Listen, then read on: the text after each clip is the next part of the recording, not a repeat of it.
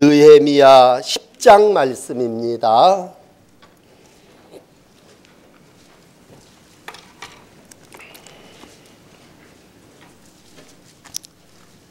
구약 성경 743쪽입니다.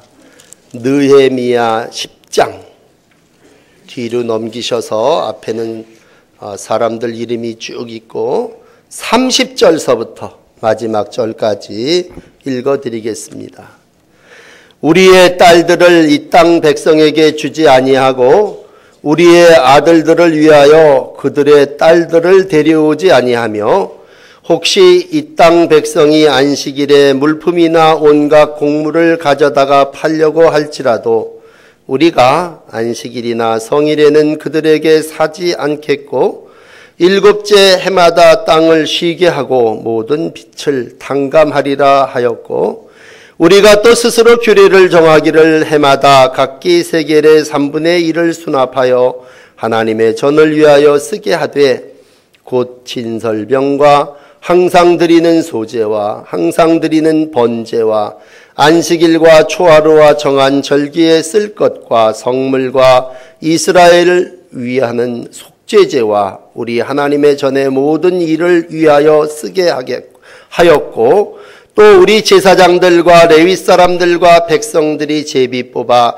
각기 종족대로 해마다 정한 시기에 나무를 우리 하나님의 전에 바쳐 율법에 기록한 대로 우리 하나님 여호와의 제단에 사르게 하였고 해마다 우리 토지 소산의 만물과 각종 과목의 첫 열매를 여호와의 전에 드리기로 하였고 또 우리의 맏아들들과 가축의 처음 난 것과 소와 양의 처음 난 것을 율법에 기록된 대로 우리 하나님의 전으로 가져다가 우리 하나님의 전에서 섬기는 제사장들에게 주고 또 처음 익은 밀의 가루와 거제물과 각종 과목의 열매와 새 포도주와 기름을 제사장들에게로 가져다가 우리 하나님의 전에 여러 방에 두고 또 우리 산물의 11조를 레위인들에게 주리라 하였나니 이 레위 사람들은 우리의 모든 성읍에서 산물의 11조를 받는 자임이며 레위 사람들이 11조를 받을 때에는 아론의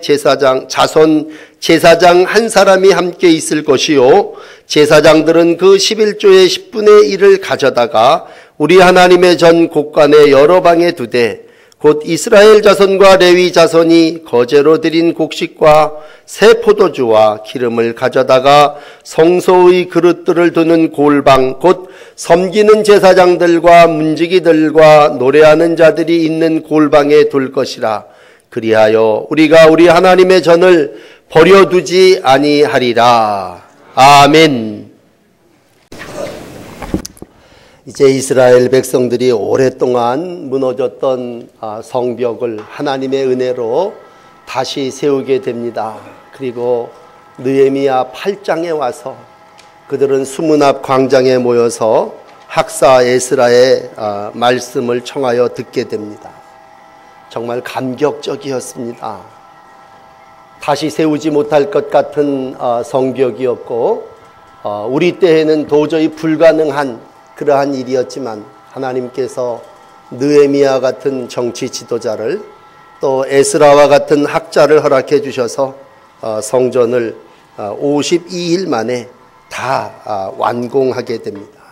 거기 모여서 하나님의 말씀을 청하여 들을 때 오늘 느헤미야 8장은 이렇게 그 모습을 중계하고 있습니다. 온 백성이 다 울었다. 그죠?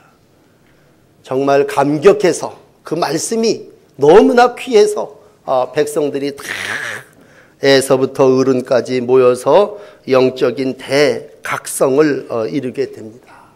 그리고는 9장에 넘어와서 이제 어제 읽었는데 이 백성들이 다시 한번 굵은 베옷을 입고 금식을 하고 제에 앉아서 하나님 앞에 간절한 새 삶을 구하게 됩니다.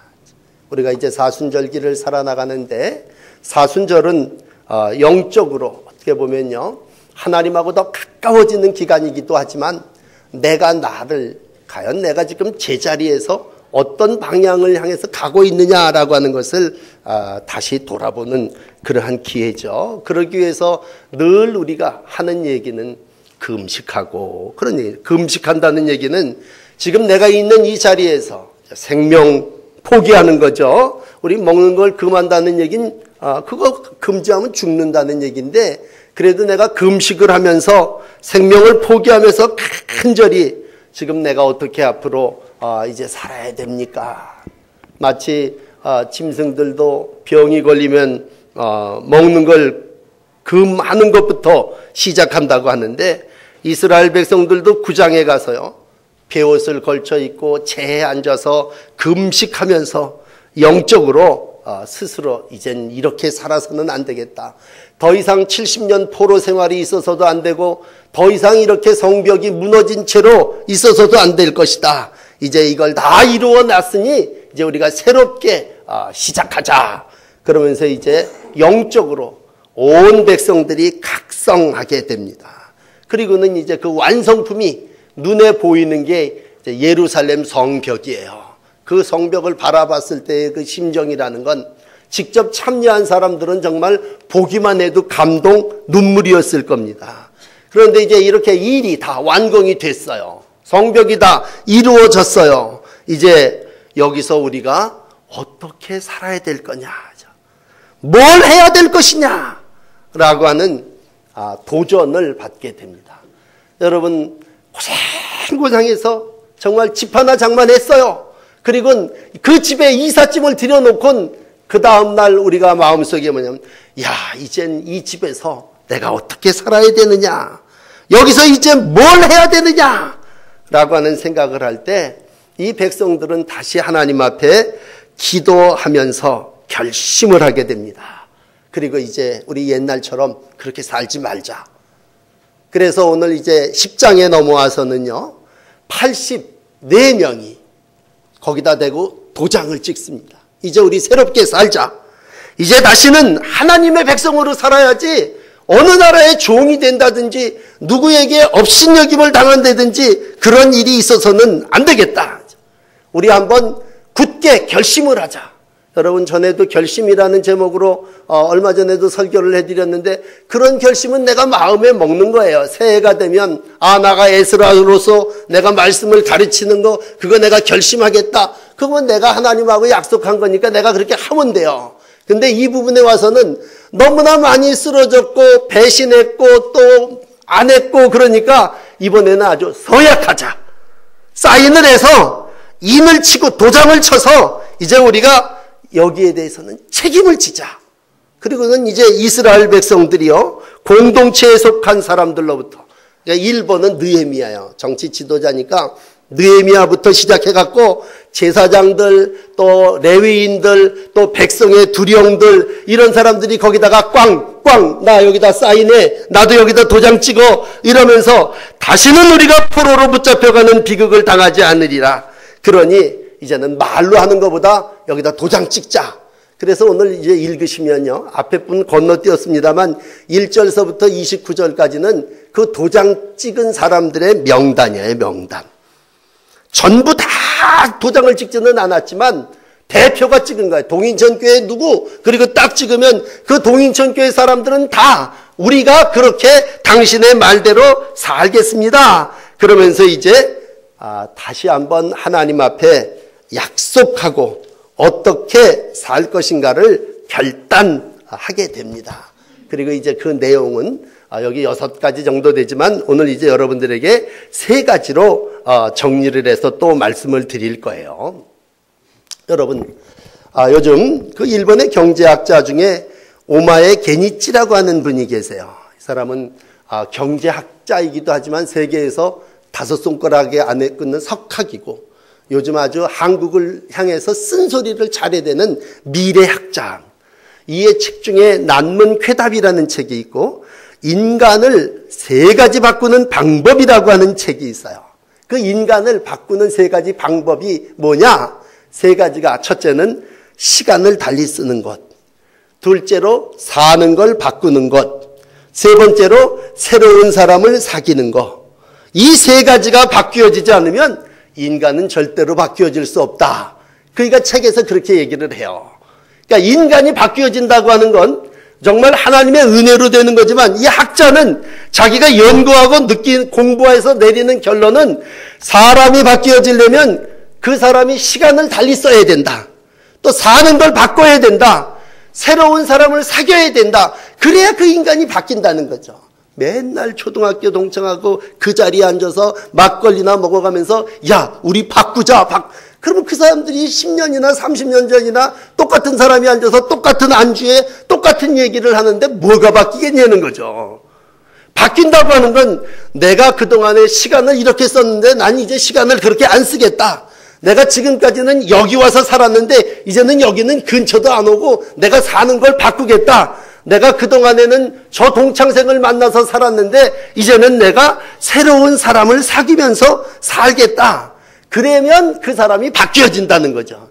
학자의 얘기예요. 근데 오늘 우리가 하나님의 말씀대로 살 때 하나님의 말씀의 사람인 느헤미야는요, 오늘 서명을 하면서 세 가지 인간이 바뀌어지기 위해서 이렇게 해야 된다라고 할 때 우선 첫째로 그들은 이렇게 결단하고 서명합니다. 그 첫째는 뭐냐? 30절에 보시면 우리의 딸들을 이 땅 백성에게 주지 않겠다. 그리고 우리의 아들을 위해서 저희의 딸들을 데려오지 않겠다. 그런 얘기입니다. 그동안에 이방 백성들하고 섞여 살면서 너무나 순수와 본질을 잃어버렸거든요. 그러니까 이제 우리는 저 이방 사람들하고 안 만나겠다. 우리는 그저 하나님이 우리에게 택하여 주신 선민으로서 하나님의 백성이죠. 우리는 하나님이 통치하시는, 좀 표현이 이상합니다만 신민 백성이야. 신이 하나님이 우리를 다스리는 거룩한 백성이라고 제가 수없이 말씀드렸잖아요. 그런데 그동안에 이방 백성하고 교제를 했다고요. 그러는 바람에 그들의 악한 풍습, 그들의 우상 숭배, 그러한 더러운 것들이 다 들어왔기 때문에 뭐가? 가정이 깨져버렸습니다. 그래서 첫 번째 도장 찍은 건 뭐냐면요, 우리 가정을 성결하겠다는 것입니다. 하나님의 백성은 하나님이 허락하신 자녀와 하나님의 백성들이 서로 혼인함으로 교제를 통하여 이 민족의 거룩성을 이루어내겠다는 얘기입니다. 여러분, 행여 우리 가운데 야, 결혼은 자유다, 이딴 소리 하지 마십시오. 결혼은 하나님께서 믿음 안에 하나님의 백성으로서의 이 땅에서의 삶을 살아나가기를 원하는 이들의 결합입니다. 그러므로 결혼은 부모의 서약부터 시작해서 우리가 어린아이 때부터 낳을 때부터 유아세례를 주고 그 아이를 믿음으로 양육하고 그리고 그 아이를 이제 하나님의 백성으로 장년이 되면 이제 이 사회에다 내놓고 그러면서 우리가 하나님 앞에 맺는 건 오늘 본문 30절이 우리의 딸들을 이 땅 백성에게 주지 않고, 아니 뭐 딸이 물건입니까? 이렇게 얘기하시는 분들이 이 본문만 읽으면 그럴 분들이 계세요. 그러나 여기에 모든 주도권은 부모가 아들, 딸들의 혼인에 관여하고 그리고 관계하겠다고 하는 말이 들어있는 것이고, 그게 바로 부모의 권리이죠. 권리. 왜? 그동안 이방 결혼을 통하여 엄청난 어려움을 당했거든요.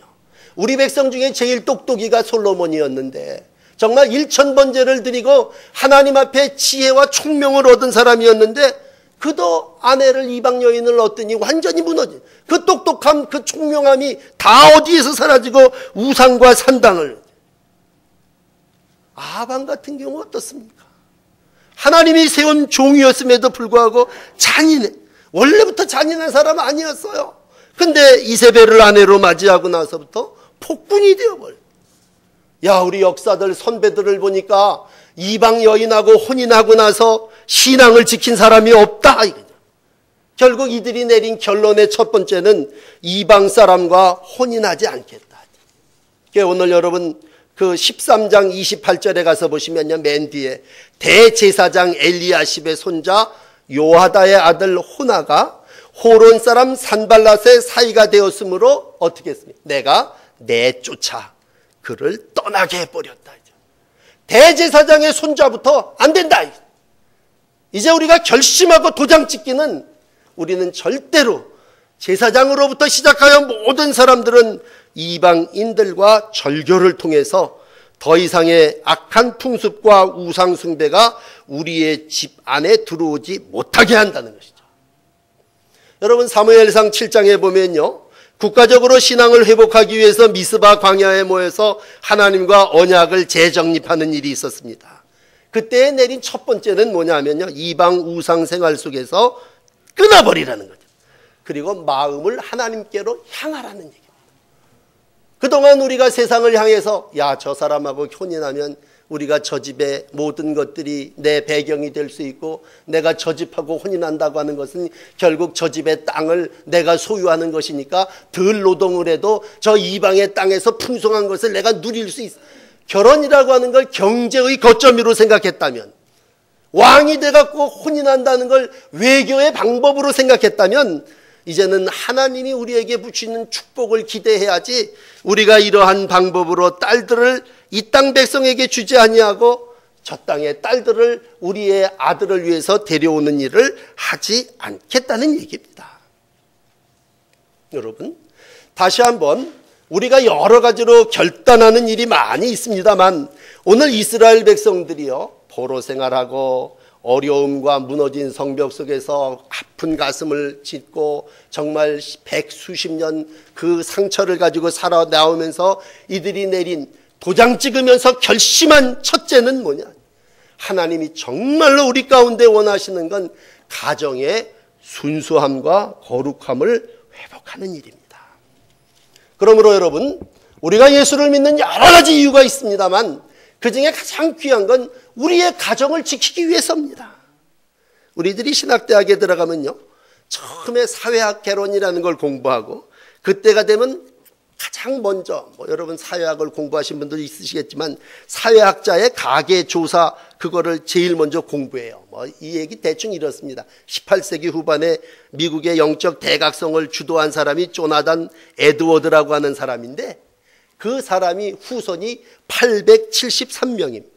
근데 그 목사님, 영적 각성운동을 일으킨 목사님의 후손 873명의 가계 조사를 쭉 했더니 대학 총장이 12명, 교수가 65명, 의사가 60명, 목사가 100명, 작가가 80명, 변호사가 100명, 상원의원이 나오고 부통령이 나오는 가계로 지금도 명문 가문으로 인정됐다는 거예요. 근데 그 동네 옆에 술주정뱅이인 맥스 주크라고 하는 사람이 한 동네에 살았어요. 이 사람은 1292명을 낳았어요. 그러니까 목사님네보다 419명을 더 낳았습니다. 근데 이들의 후손을 조사해 보니까 4살 이전에 죽은 사람이 309명, 거지가 빌어먹는 이가 310명, 불구자가 440명, 매춘을 한 딸들이 50명, 감옥에 가 있는 사람이 60명, 이렇게 쭉 나타나면서 뭐냐면 시작은 여기 한 사람, 여기 한 사람이. 한 술주정꾼과 한 목사가 시작은 했지만 그 세대가 3대, 4대를 거쳐가면서 이와 같이 가계가 바뀌어지더라. 그러면서 이제 사회학을 공부하면서 제일 처음 조사하는 게 뭐냐면 모든 집단 그룹이 어떠냐에 따라서 그 사람의 삶이 후손이 달라지더라는 걸 기본 가계로 쭉 조사한 그런 통계가 아주 전통으로 이게 남아 있습니다. 왜 이 얘기를 여러분에게 드리냐면요, 이스라엘 백성들이 그동안 이런 방법으로도 살아봤고 저런 방법으로도 살아봤어요. 내가 정말 외교를 위하여, 가문의 번성을 위하여 이방의 딸들을 데려와 봤다, 그런 얘기죠. 그렇지만 결국 그게 죄고 그 허물로 인하여 이스라엘 백성들이 겪은 건 포로 생활 70년입니다. 하나님의 백성으로서 하나님의 식민, 하나님의 통치를 받는 삶을 살지 않고 살 때에 하나님은 그 백성들을 축복하지 않으셨고 이스라엘의 부흥은 정체됐더라는 거죠.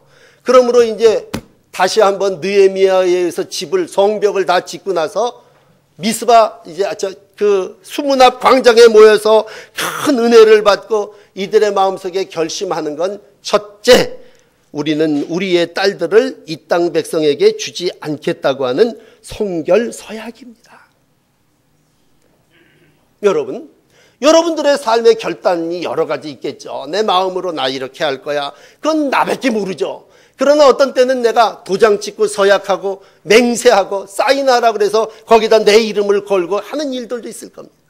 적어도 이스라엘 백성이 여기다 서명을 했다는, 84명이나 되는 이스라엘의 지도자들이 여기다 서명을 했다는 건 그 백성과 그 지도를 받는 모든 사람들이 우리가 앞으로는 이렇게 살겠다고 하나님과 사람들 앞에 맹세한 것이죠. 두 번째 이들이 서약한 건 뭐냐 하면요, 한 절 내려가셔서 31절에 이제는 안식일이나 성일에는 우리가 그들에게 사지도 않겠고 일도 하지 않겠다는 거죠. 새 예루살렘 성벽을 건설한 후에 그들이 느끼게 되는 건, 야, 시간이라고 하는 것도 하나님이 다 주관하시고 다스리는 것이다. 우리가 52일 만에 이 성벽을 이룰 수 있다고 하는 건 기적이에요, 기적. 이건 다른 사람들이 1년을 가도 못할 건데 하나님이 정말 느헤미야를 보내시고 하나님이 사람을 붙여주고 왕의 조소를 보내주고 이게 모든 일들이 척척척척 하니까 불을 켜고 무기를 들고 이 성벽을 이루어냈다면, 야, 시간이라고 하는 것도 주관하고 다스리시는 이가 하나님이시라고 하는 걸 다시 한번 체험을 하는 겁니다. 그래서 이제는 우리 이대로 살지 않겠다. 그동안 우리가 왜 포로 살았냐? 우리가 왜 이렇게 어렵게 살았냐? 그건 나에게 주어진 365일, 나에게 주어진 일주일을 우리가 다 우리를 위해서 썼기 때문이다. 물론 시간이 모자랄 정도로 우리가 생존하는 일에 사용했고 썼죠. 이스라엘 백성들이 포로 생활을 하면서 너무나 힘든 건 자유시간이 없었던 겁니다. 그런데 이젠 돌이켜 회복되어 예루살렘으로 돌아와서 성벽을 다 짓고 나서 마음속에 느끼는 건, 야, 이제는 안식일을, 성일을 지켜야 되겠다고 하는 것입니다. 여러분, 시간은 내가 사는 겁니다. 그렇지 않습니까? 이 시간 여러분 스스로 결단을 해서 이 주일에 여기 나와 앉아 계신 겁니다. 누가 억지로 강요에 의해서 되어진 거 아니죠. 내게 하나님께서 주어진 날 때와 죽을 때까지 이 시간을 하나님이 내게 주셨다면 이 시간은 하나님이 내게 관리하라고 주신 거죠. 이스라엘 백성들은 지금 나는 이제부터 시간을 달리 쓰겠다는 거예요. 엿새 동안은 일을 하지만 제7일은 안식일이고 이날을 거룩하게 지키라고 하는 맨 처음의 계명으로 돌아가서 우린 거기 기본에서부터 다시 시작해보겠다는 거죠. 왜? 어기고 내 마음대로 썼더니 온 고생과 희생과 고통만이 있다는 그러한 결과를 낳았습니다. 그러므로 혹 이 땅이 안식일에 물 하나 식물을 가져다 팔리할지라도 우리가 안식일이나 성일에는 사지 않겠고 제7년마다 땅을 쉬게 하고 모든 빚을 탕감하리라. 31절에 이들이 거기다 도장 찍은 거예요. 나 이렇게 살겠다. 이제 누가 뭐라 그래도 나는 하나님의 날을 성일로 지키며 하나님께서 내게 주신 그 날을 살겠다고 할 때, 요즘으로 얘기하면 주일 성수하는 거죠.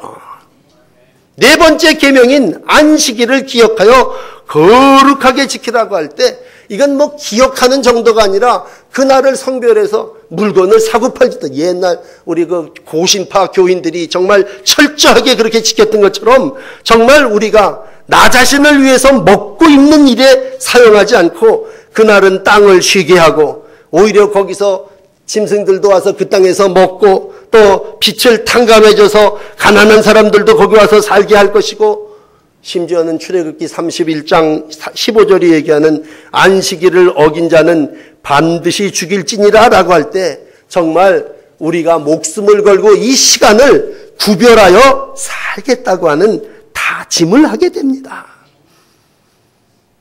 여러분, 시간은 하나님께서 내게 주신 겁니다. 오늘도 하나님은 주일을 우리 가운데 예배자의 날로 살기를 원하십니다. 그리고 하나님은 첫 시간을 정성스러운 시간으로 받으시기를 원하십니다. 물론 내가 오늘은 짜투리 시간 남고 뭐 누구하고 약속도 없는데 교회나 갈까? 그리고 갈 수도 있어요. 그렇지만 그 시간을 내가 어디에 우선 순위를 두고 사느냐라고 하는 건 내가 결정하는 일이에요. 이스라엘 백성은 오늘 사인합니다. 나는 엿새 동안 일하고 일곱째 날은 큰 안식일이니 여호와께 거룩한 날이다. 나는 이 날은 일하지 않고 하나님을 위하여 하나님을 예배하는 그러한 일에 난 이 날을 드리겠다. 오히려 일곱째 해가 되는 그 해는 땅을 묵혀둬서 가난한 자들이 먹고 남은 것은 들짐승들이 먹게 하리라. 하나님이 그렇게 자연을, 세상을 만드셨다면 나는 이제 시간을 그렇게 성결해서 살겠다고 사인하고 인친 백성들입니다. 마지막, 오늘 세 번째 이들에게 있어서 굉장히 중요한 한 가지는 물질에 대한 정확한 근거였습니다. 오늘 37절은 이렇게 얘기합니다. 우리의 산물의 11조를 레위 사람에게 주리라 하죠. 물질을 구별해서 하나님께 드리며 살겠다는 서약이고, 하나님은 오늘도 이스라엘 백성들에게 첫 만물과 첫 소산과 소득의 10의 1을 하나님께 바치기를 원했습니다. 사실 그 근본은 성전 유지였죠. 성전 유지.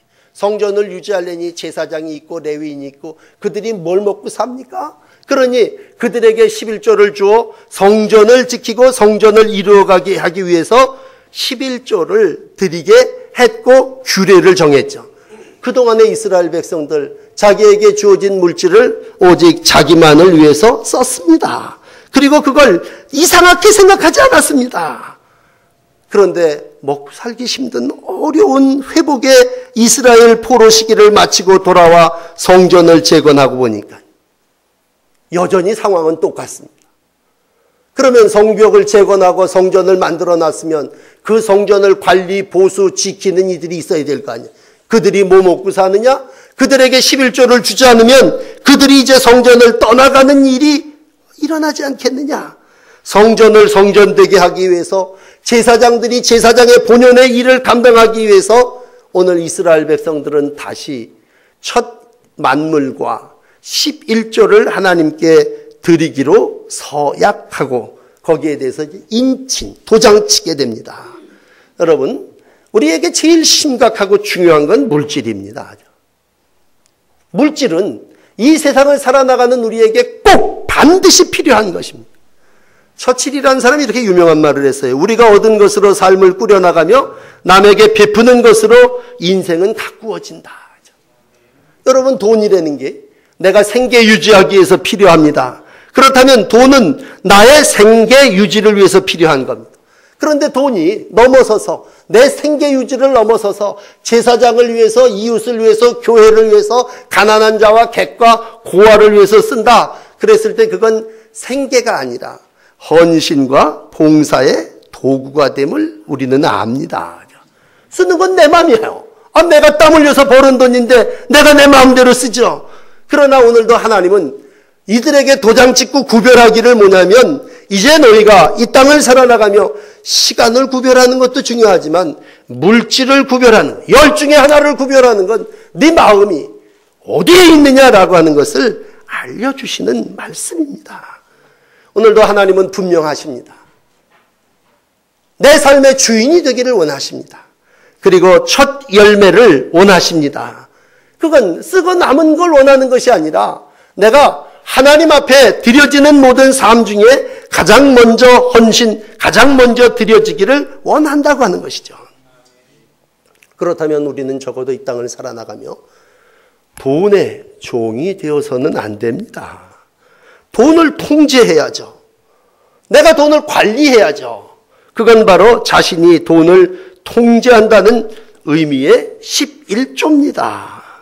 여러분, 돈과 분명하게 절교하면 많은 물질이 여러분을 따라오게 됩니다. 우리의 삶의 주인은 물질이 아니라 내 삶의 주인은 하나님이십니다. 오늘도 돈을 사랑하면 일만하게 뿌립니다. 그리고 이것을 탐하는 자들은 미혹을 받아 믿음을 떠나 많은 근심으로서 자기를 찔렀다고 디모데 전서 6장 10절은 가르쳐주고 있습니다. 돈은 이 세상에 꼭 필요한 것이지만 돈을 사랑하는 것은 악입니다. 이스라엘 백성은 수없는 과정을 통해서 이 모든 일들을 경험했고 오늘 이들이 내린 결론의 세 번째는 물질도 하나님께서 우리에게 주신 것이고 구별하여 내가 하나님 앞에 드리겠다고 하는 서약입니다. 오늘 우리는 남 얘기를 듣는 게 아니올시다. 이르는 우리의 믿음의 선조였던 이스라엘 백성이 여러 시행착오를 겪으면서 이들이 포로도 생활하고 이들이 가난한 생활도 해보고 이들이 힘든 노동의 모든 기들을 거치고 이제 성벽을 짓고 예루살렘을 쫙 내려다보면서 한결같은 마음으로 얘기할 겁니다. 이제는 어떻게 살아야 되지? 이제 어떻게 살아야 됩니까? 라고 할 때 하나님이 우리에게 세 가지를 원하십니다.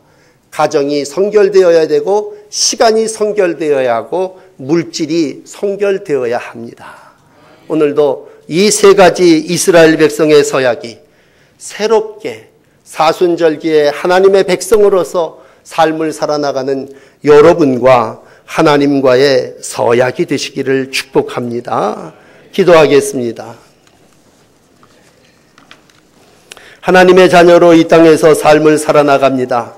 하나님이 내게 시간도 주시고 물질도 주시고 가정도 주셨는데 하나님, 이 모든 것들이 하나님 보시기에 경건하고 거룩하고 올바른 삶이 되어지기를 원합니다.